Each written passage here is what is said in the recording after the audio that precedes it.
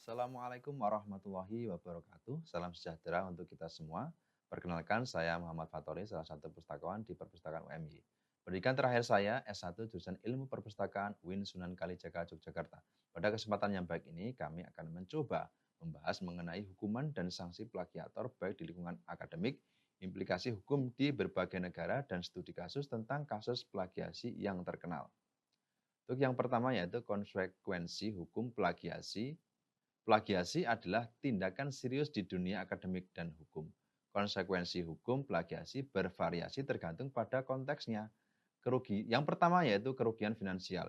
Institusi pendidikan atau individu yang dirugikan dapat menuntut ganti rugi atas kerugian finansial yang disebabkan oleh plagiasi. Yang kedua, dampak pada karir. Bagi profesional, terutama di bidang-bidang seperti hukum, kedokteran, dan penelitian ilmiah, plagiasi bisa menghancurkan reputasi dan karir. Yang selanjutnya, tuntutan hukum. Pihak yang dirugikan dapat mengajukan tuntutan hukum terhadap pelaku plagiasi yang bisa mengakibatkan denda atau sanksi perdata. Selanjutnya, penghentian kerja atau penegakan indisipliner. Di tempat kerja, plagiasi atau pencurian intelektual serupa dapat mengakibatkan pemecatan atau tindakan disiplin lainnya. Selanjutnya, dampak hukum lainnya. Di beberapa negara, plagiasi dapat dianggap sebagai pelanggaran hukum dengan sanksi mungkin sampai pidana. Baik, selanjutnya yaitu sanksi plagiasi di lingkungan akademik. Hukuman dan sanksi untuk plagiasi bervariasi tergantung pada kebijakan lembaga pendidikan dan tingkat pelanggaran. Yang pertama, peringatan atau peringatan tertulis untuk pelanggaran terutama atau kasus yang dianggap ringan seperti peserta didik atau penulis mungkin diberi peringatan atau peringatan tertulis.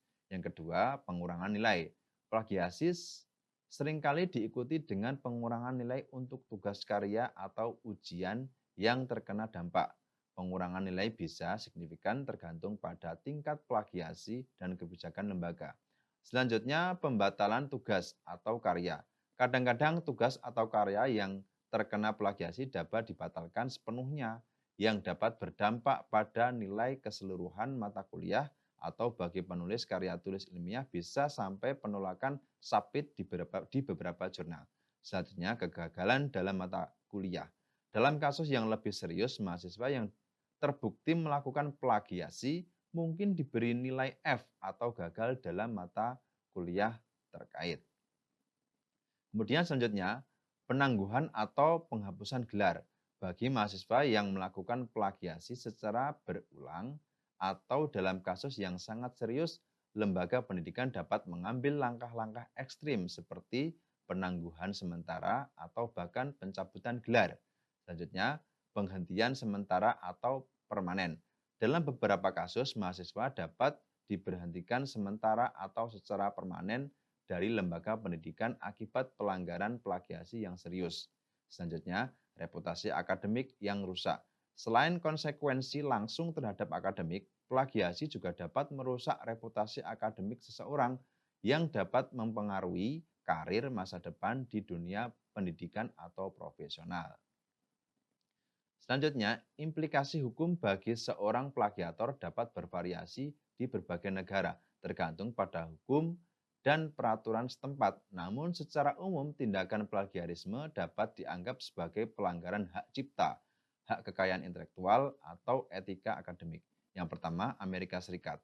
Di Amerika Serikat, plagiarisme dapat mengakibatkan tuntutan hukum perdata atau pidana, tergantung pada keparahan pelanggaran. Tindakan plagiarisme di bidang akademik dapat mengakibatkan konsekuensi serius seperti penghapusan gelar atau diskualifikasi dari program akademik. Yang kedua, Inggris. Di Inggris, plagiarisme dianggap sebagai pelanggaran etika akademik dan dapat mengakibatkan sanksi akademik seperti pencabutan gelar atau pembekuan akun akademik. Selanjutnya, Jerman. Hukum hak cipta di Jerman memberikan perlindungan yang kuat terhadap karya-karya asli.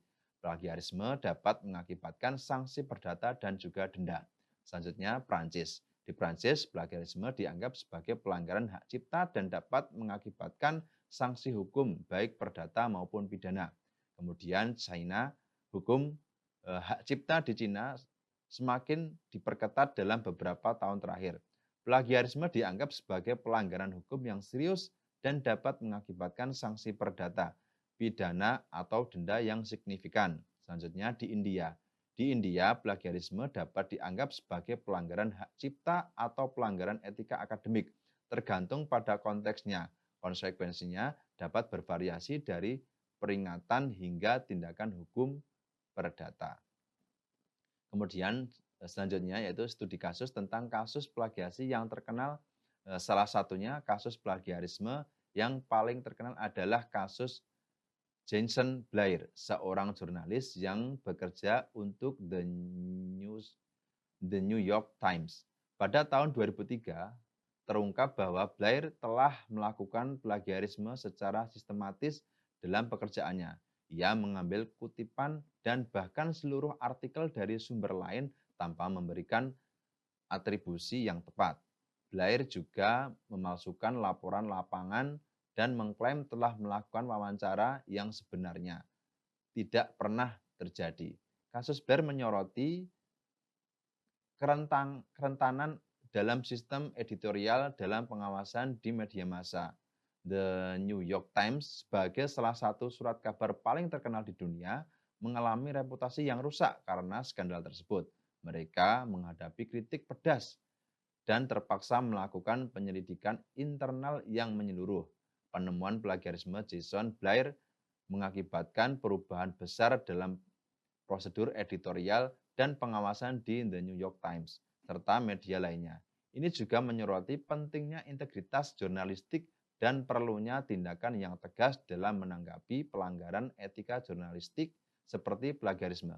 Kasus Blair tetap menjadi pelajaran penting dalam etika jurnalistik dan tanggung jawab profesional dalam bidang media. Demikian video pembelajaran mengenai konsekuensi hukum plagiasi.